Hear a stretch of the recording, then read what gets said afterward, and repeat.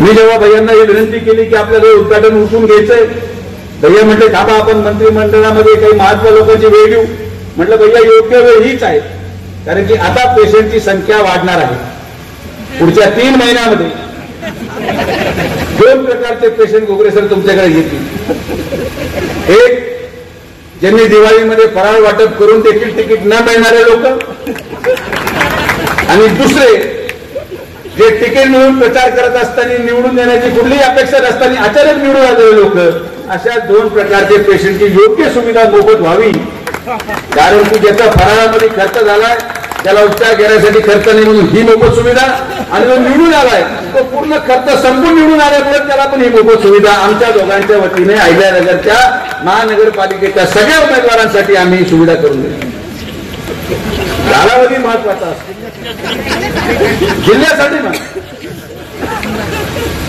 धक्के 2 प्रकारचे असू शकतात, एक सुखद धक्का आणि एक दुःखद धक्का. या दोन्ही धक्क्यांमध्ये सावरण्याचं काम घोगरे सर करतील असं मला पूर्णपणे विश्वास आहे.